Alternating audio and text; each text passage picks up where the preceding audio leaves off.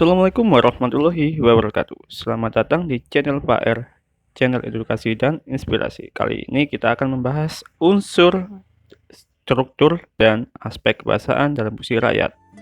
Selanjutnya, kita akan berbicara mengenai unsur-unsur intrinsik dari teks fabel.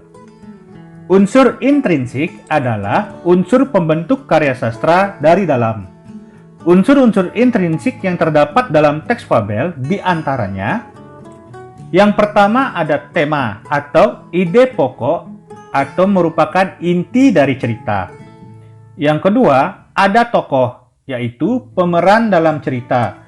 Terdiri atas tokoh protagonis, tokoh baik, antagonis, tokoh jahat, tritagonis, tokoh penengah, dan figuran, tokoh pendukung atau pembantu. Yang ketiga ada penokohan, yaitu sifat atau karakter atau watak yang dimiliki oleh tokoh.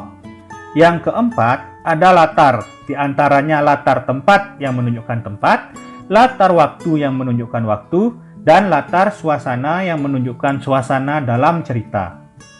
Berikutnya ada alur. Alur merupakan jalannya cerita. Bisa dibagi menjadi alur maju yang menceritakan masa kini ke masa yang akan datang, alur mundur menceritakan masa kini ke masa lalu atau kata lainnya adalah flashback, maupun alur campuran gabungan dari alur maju dan alur mundur. Berikutnya ada sudut pandang.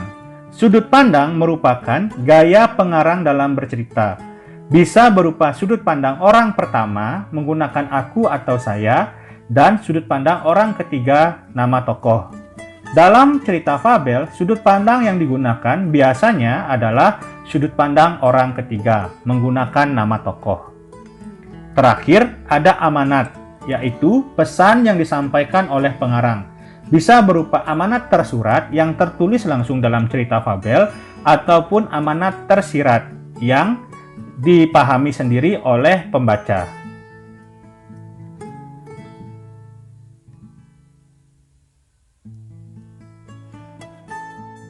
Berikutnya, kita akan berbicara tentang struktur dan kebahasaan.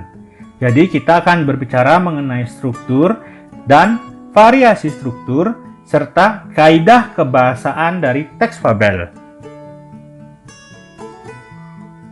Yang pertama, kita akan berbicara mengenai struktur fabel. Ada orientasi. Orientasi merupakan bagian awal dari suatu cerita yang berisi pengenalan tokoh, latar, dan konflik. Contoh orientasi: siang hari itu, suasana di hutan sangat terik. Tempat tinggal si kancil, gajah, dan lainnya seakan terbakar. Kancil kehausan. Dia berjalan-jalan mencari air.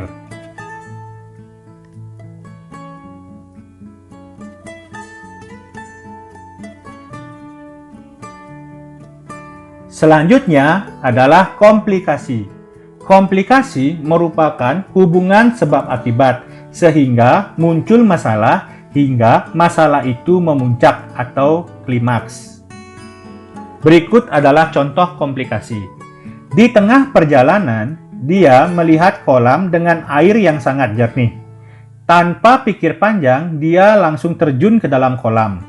Tindakan kancil sangat ceroboh. Dia tidak berpikir bagaimana cara ia naik ke atas. Beberapa kali kancil mencoba untuk memanjat, tetapi ia tidak bisa sampai ke atas. Si kancil tidak bisa berbuat apa-apa. Ia hanya berteriak minta tolong. Teriakan si kancil ternyata terdengar oleh gajah yang kebetulan melewati tempat itu. "Hai, siapa yang ada di kolam itu?" "Aku, si kancil sahabatmu." Kancil terdiam sesaat mencari akal agar gajah mau menolongnya. "Tolong aku mengangkat ikan ini." "Yang benar kau mendapatkan ikan." "Benar-benar, aku mendapatkan ikan yang sangat besar."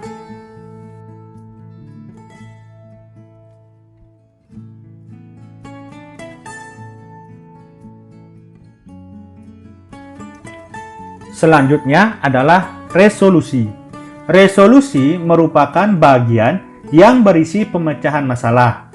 Tokoh menemukan solusi atas masalah yang dihadapinya.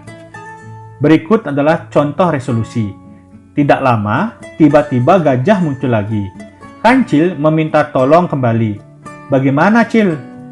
Tolong aku berjanji tidak akan iseng lagi. Janji, gajah menekankan. Sekarang, apakah kamu sudah sadar dan akan berjanji tidak akan menipu, jahil, iseng, dan perbuatan yang merugikan binatang lain? Benar, Pak Gajah, saya benar-benar berjanji. Gajah menjulurkan belalainya yang panjang untuk menangkap kancil dan mengangkatnya ke atas. Begitu sampai di atas, kancil berkata, "Terima kasih Pak Gajah, saya tidak akan pernah melupakan kebaikanmu ini."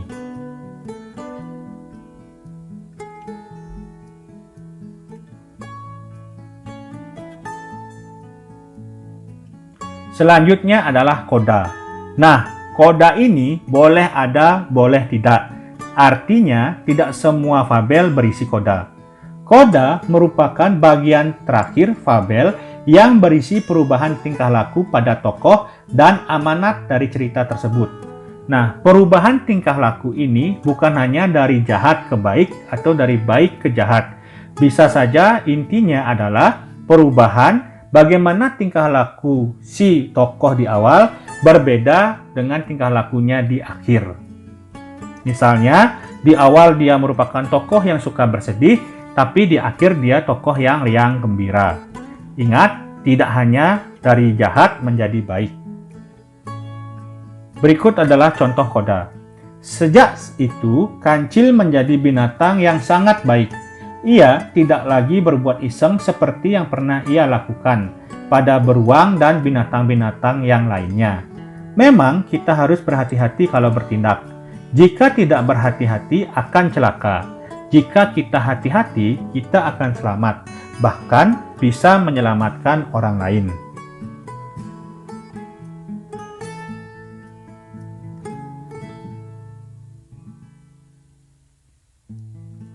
Nah, setelah berbicara mengenai struktur, maka sekarang kita akan berbicara mengenai variasi pengembangan struktur fabel, terutama dari segi orientasi, komplikasi, resolusi, dan koda. Yang pertama, kita akan berbicara mengenai variasi orientasi. Yang pertama, diawali dengan deskripsi latar. Contoh, pagi itu sang mentari menampakkan diri dengan senyum terindahnya. Nuri bersama sahabat-sahabatnya bernyanyi riang, sementara katak putih bertepuk tangan dengan ceria. Pada kalimat yang dicetak tebal, itu menunjukkan deskripsi latar waktu.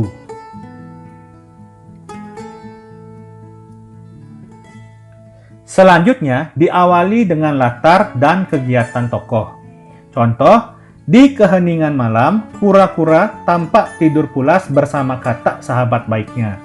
Sudah 2 bulan ini, kura-kura sakit dan sahabatnya dengan setia mendampinginya. Di keheningan malam merupakan latar waktu malam. Kura-kura tampak tidur pulas merupakan kegiatan tokoh.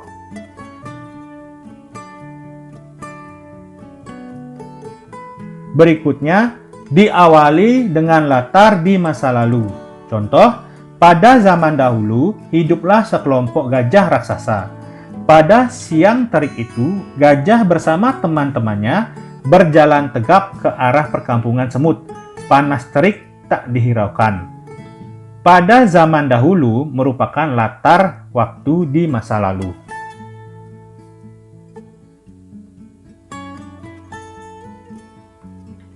Selanjutnya adalah variasi komplikasi. Diawali dengan konflik batin. Contoh, semakin lama kura-kura merasa hidupnya tak berguna lagi. Dia merasa hanya bisa merepotkan teman-temannya. Semakin lama kura-kura merasa hidupnya tak berguna lagi merupakan konflik batin. Artinya pertentangan yang dialami oleh kura-kura dengan dirinya sendiri. Berikutnya, diawali dengan konflik fisik. Contoh, ketika gajah memasuki areal perkampungan semut merah, tanpa diduga pasukan semut merah tiba-tiba menyerangnya. Semut menuduh gajah melakukan penghancuran perkampungannya. Nah, Semut menyerang gajah merupakan konflik fisik.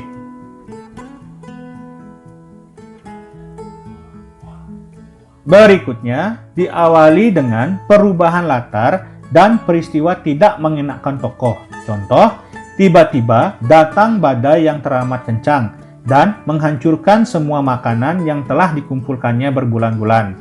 Semut menangis membayangkan masalah yang akan dihadapi di musim dingin.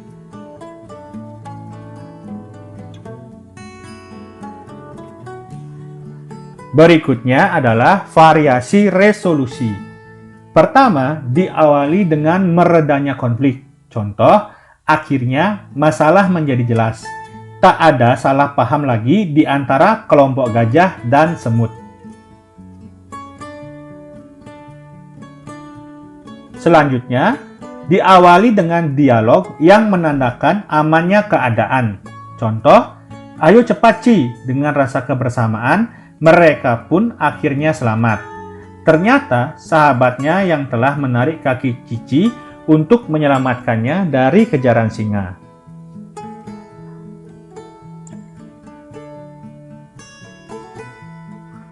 Selanjutnya adalah variasi koda, berupa pernyataan penulis tentang pelajaran dari cerita fabel.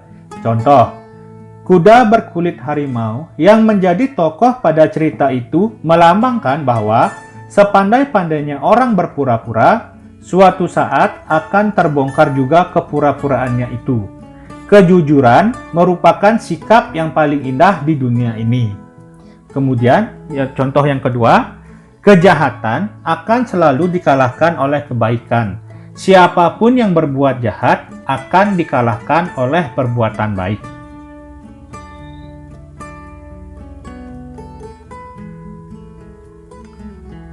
Nah, berikutnya adalah variasi watak. Bisa divariasikan dari segi deskripsi fisik tokoh. Contoh, Fanny adalah kelinci yang lucu. Bulunya putih bak mutiara. Matanya sebening air danau. Jika ia makan, bibir merahnya yang cantik akan bergerak indah. Kecantikan Fanny tidak diragukan lagi di hutan Ambarata.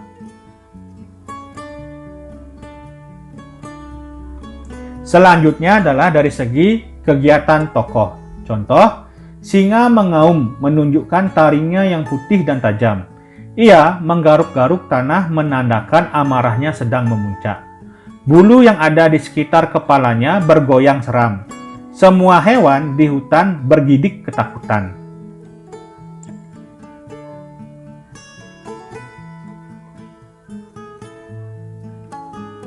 Berikutnya adalah dialog dengan diri sendiri. Contoh, kue ini pasti nikmat sekali, apalagi jika ku makan sendiri tanpa berbagi dengan mereka, gumamnya dalam hati.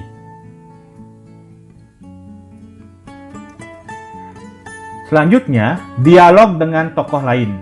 Contoh, kamu tidak bisa melompat karena kakimu kecil. Kalau kakiku sempurna, bisa melompat kemana-mana. Kata-kata pada semut. Jangan menghina kata, Tuhan memberikan kita kelebihan masing-masing. Burung bersuara dengan nada lembut.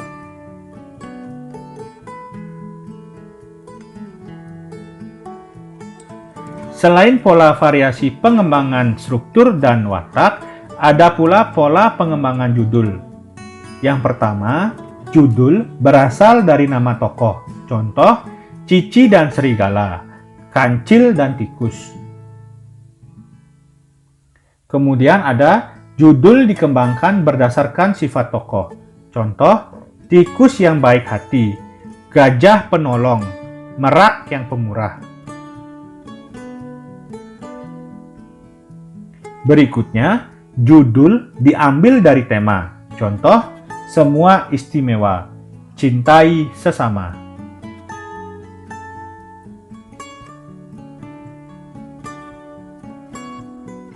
Selanjutnya, kita akan berbicara mengenai kaidah kebahasaan dalam teks fabel. Yang pertama ada sinonim. Sinonim adalah suatu kata yang memiliki kesamaan makna dengan kata lainnya. Sinonim dalam teks fabel dikhususkan dalam kata sifat yang berkaitan dengan efek emosi lemah dan efek emosi kuat. Contoh, kata rajin, sinonimnya berusaha giat, suka bekerja. Kata sedih, sinonimnya merana, susah hati, sedu sedan. Rajin dan sedih merupakan efek emosi lemah, sedangkan berusaha giat, suka bekerja, merana, susah hati, dan sedu sedan merupakan efek emosi kuat.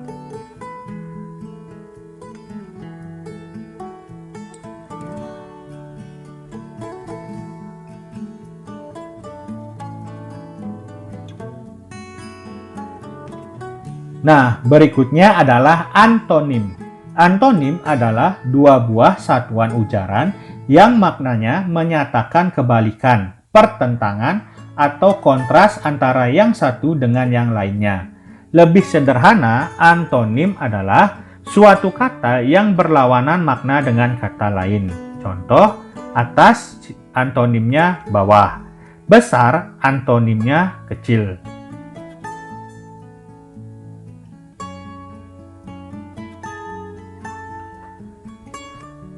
Nah, selanjutnya kita akan berbicara mengenai kalimat langsung. Kalimat langsung adalah kalimat yang diucapkan secara langsung kepada orang yang dituju. Kalimat langsung ditandai dengan pemakaian tanda petik dua. Ciri-ciri kalimat langsung mencakup menggunakan tanda petik, intonasi tinggi untuk kalimat tanya, datar untuk kalimat berita, dan tanda seru untuk kalimat perintah. Kemudian ada kata ganti orang pertama dan kedua. Berikut adalah cara penulisan kalimat langsung. Pertama, bagian kalimat langsung diapit oleh tanda petik 2, bukan petik 1. Contoh, saya tidak mau bersamanya, tegas Risma. Pada kalimat A merupakan penulisan yang salah karena menggunakan tanda petik 1. Sedangkan pada bagian B merupakan penulisan yang benar karena menggunakan tanda petik 2.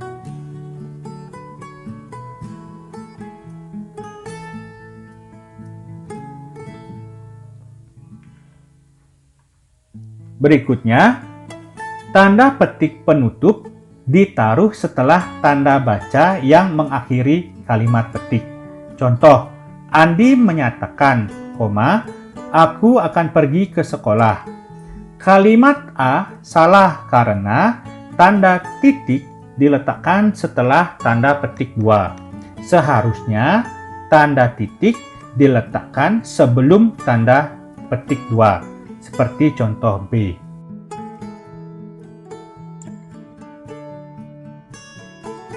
Ketiga, kalimat pengiring harus diakhiri dengan satu tanda koma dan satu spasi apabila bagian kalimat pengiring terletak sebelum kalimat petikan, atau dengan kata lain, kalimat pengiring berada di depan.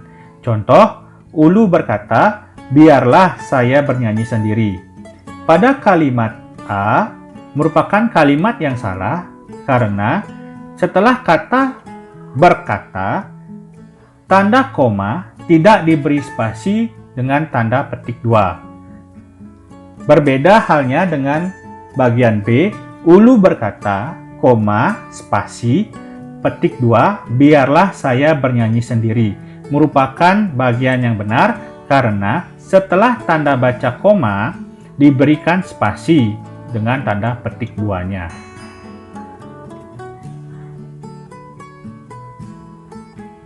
Kemudian yang keempat, kalimat pengiring harus diakhiri dengan satu tanda koma dan satu spasi apabila bagian kalimat pengiring terletak setelah kalimat petikan. Dengan kata lain, kalimat pengiring berada di belakang. Contoh, Ulu, aku tidak suka dengan hujan, kata semut lirih. Bagian A salah karena tidak ada spasi antara petik 2 dengan kata semut lirih. Berbeda halnya dengan B. Setelah kata hujan, koma, lalu tanda petik 2 diberikan spasi dengan kata semut lirih.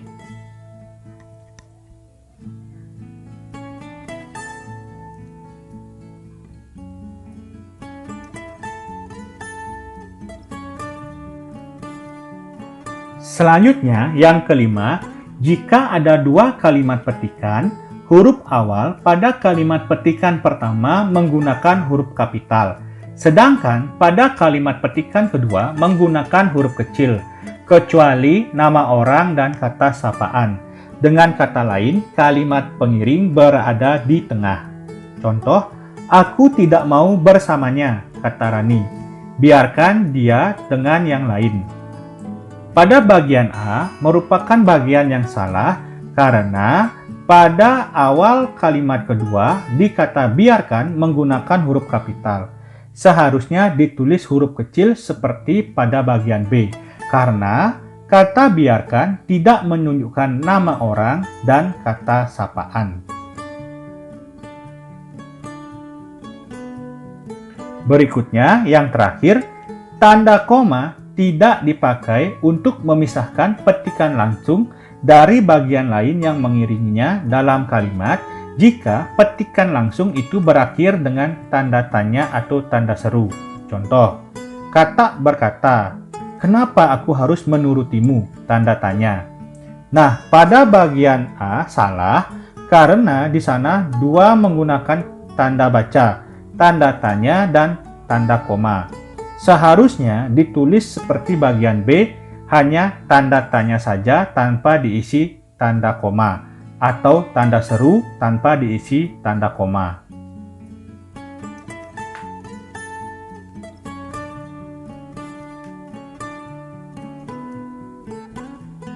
Nah, berikutnya adalah kalimat tidak langsung. Kalimat tidak langsung adalah kalimat yang melaporkan atau memberitahukan perkataan orang lain dalam bentuk kalimat berita. Ciri-ciri kalimat tidak langsung mencakup tidak menggunakan tanda petik, intonasi membacanya datar, dan terdapat perubahan kata ganti orang. Perubahan kata ganti orang pada kalimat tidak langsung. Yang pertama, kata ganti orang pertama, saya atau aku, berubah menjadi orang ketiga, dia atau ia.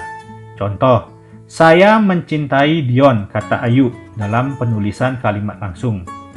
Dalam penulisan kalimat tidak langsung, Ayu mengatakan bahwa dia mencintai Dion.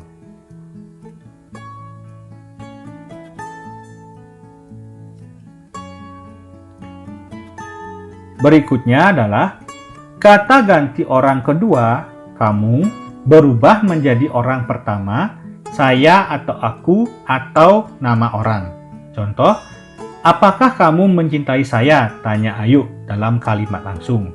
Ketika diubah menjadi kalimat tidak langsung, Ayu bertanya apakah Dion mencintainya. Kemudian yang ketiga, kata ganti orang kedua jamak, kalian, dan orang pertama jamak kita berubah menjadi kami, kita, dan mereka.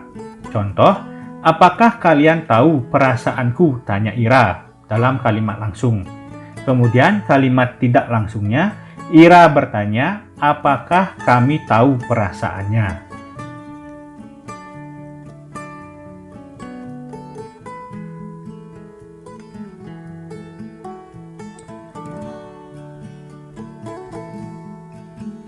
Nah, selanjutnya adalah penulisan kata seru. Tanda koma dipakai untuk memisahkan kata seru, seperti oh, ya, wah, aduh, kasihan, dari kata yang lain yang terdapat di dalam kalimat. Contoh, oh begitu, wah bukan main, hati-hati ya nanti jatuh.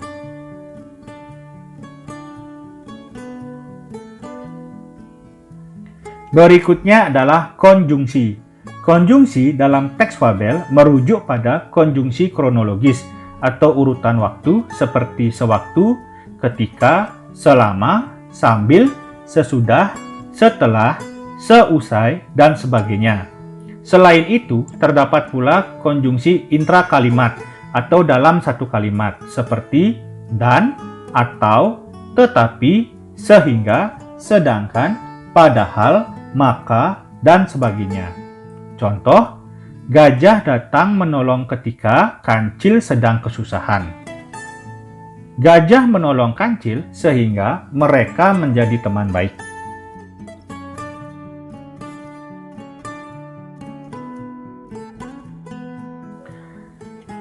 Berikutnya adalah kata sandang si dan sang. Kata sandang merupakan kata penentu atau pembatas yang letaknya di depan kata benda atau kata sifat. Kata sandang tidak mempunyai makna tersendiri, sehingga makna kata sandang sangat bergantung pada kata yang mengikutinya. Penulisan kata sandang si dan sang terpisah dengan kata yang mengikutinya.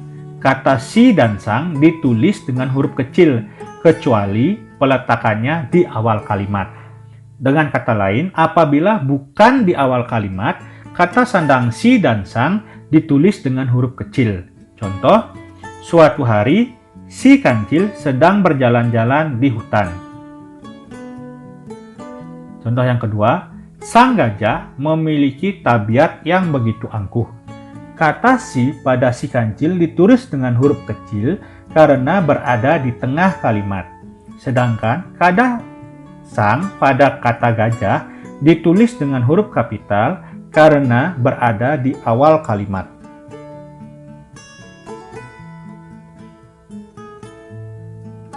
Selanjutnya adalah penggunaan kata depan. Kata depan biasanya digunakan untuk menunjukkan keterangan tempat dan waktu. Penulisan kata depan dipisah dengan kata yang mengikutinya. Kata depan diantaranya di, ke, dari, pada. Contoh, rusa bersembunyi di dalam rumput. Pemburu mendapatkan buruan pada saat matahari sudah meninggi.